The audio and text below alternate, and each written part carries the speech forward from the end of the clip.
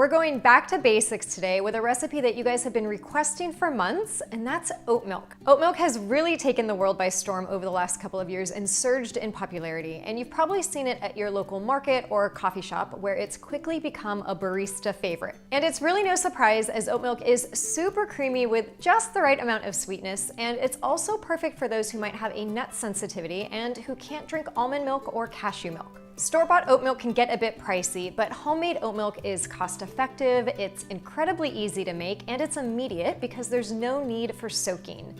But there is one drawback, and that's that it can get a little bit slimy if it's not prepared correctly. Well, good news for you, I have tested oat milk more than 6 different ways and can share exactly what works and what doesn't work.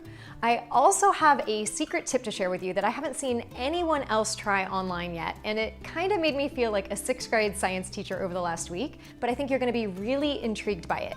So let's dive right in. To get started, you'll need old-fashioned rolled oats.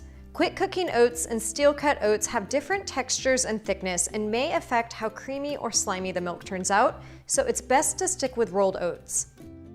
The other thing you want to look out for is certified gluten-free oats because packaged oats can be highly cross-contaminated with wheat. Also make sure the ones you buy are organic, as oats are a crop that's highly sprayed with herbicides like glyphosate.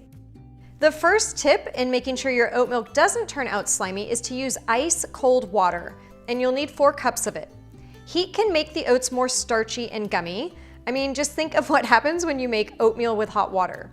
So use ice-cold water or even swap a cup of water for ice cubes when blending. Add the water to your blender along with 1 cup of rolled oats.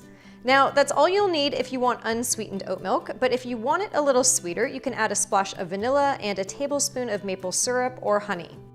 The second tip I have for not making slimy oat milk is to reduce the amount of time that you blend. The friction of the blades in a high-powered blender can heat the ingredients, and again, heat is not our friend, so only blend for 20 to 30 seconds. After the oat milk has blended, you'll want to strain it, and I recommend a high-quality, tightly woven nut milk bag like the one I'm using here, and I've linked this in the description below. You don't want to use a strainer or cheesecloth in this recipe as the weave is too open and too much sediment will go through. So place the nut milk bag in a large bowl and pour the oat milk through it.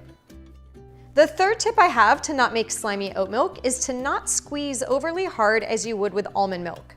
Just gently squeeze until most of the milk is out and you're left with the oat pulp. If you want to know what to do with this leftover pulp, I have a few ideas on the recipe post on my website. Because my nut milk bag is really good at catching the oats and sediment, I don't really have to strain it a second time, but if you want to make sure your milk is as smooth as possible, you can of course do so. When you're done straining, pour your milk into a glass jar and store it in the fridge. Oat milk stays fresh for up to a week in the fridge, which is a little bit longer than homemade nut milks. I love oat milk in recipes for baked goods, in smoothies, and other cold drinks.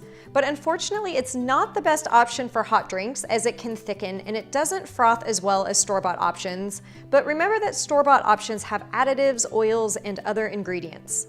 What I just showed you is the best way to make oat milk with very simple, basic ingredients.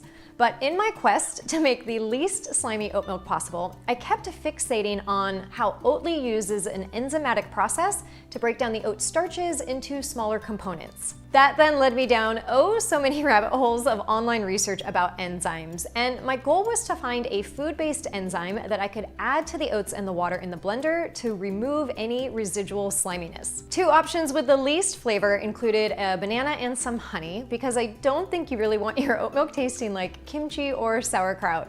But unfortunately, the banana and the honey didn't really have that much effect on reducing the sliminess. But there was one thing I added that did have quite a dramatic effect, so let me show you. That ingredient was digestive enzymes. I'll also add a quick disclaimer that I'm not a doctor or scientist or endorsing any brand of enzymes. These are just the ones that I personally use, and I thought it would be fun to experiment in the kitchen and see the impact of enzymes on the oat milk. Digestive enzymes are typically broad spectrum, but the enzyme I was most interested in was amylase, as amylase breaks down starches into sugars. So while I didn't want to soak the oats in my previous batch as they can become slimy, I do want to soak them now, but that's because I'm going to soak them with the enzymes. So I added 1 cup of rolled oats to a bowl and enough water to cover them by about an inch or 2. Then I added 2 capsules of enzymes, which was the serving size on my container, and I just opened them up and poured them into the bowl. Then I gave everything a stir and let it sit for 15 minutes so that the enzymes had time to do their thing and break down the starches. After 15 minutes, I gave them one more stir and then strained the oats through a sieve over the sink and gave them a good rinse to remove any residual starch. These oats are now the base for our oat milk, and the process from here on out is similar to the first batch. So I'll add those to a blender along with 4 cups of ice cold water. Then I'll add a splash of vanilla extract and 1 tablespoon of maple syrup and blend again for 20 to 30 seconds.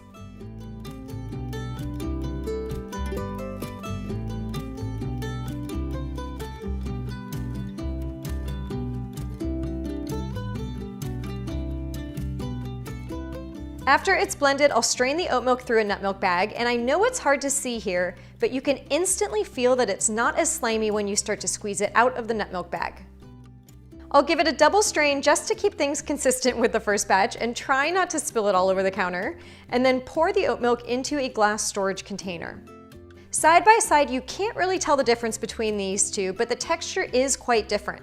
The first one is creamier and thicker, and the second one is noticeably thinner and less slimy. You could also experiment further and try the second one with 3 cups of water to see if it'll turn out creamier while also less slimy. But I figure I'll leave that experimentation up to you guys, because no matter which method you choose, they're both delicious. I hope you guys enjoyed today's video, and if you did, make sure to give it a thumbs up, share it with your family and friends, and I will see you again in the next video.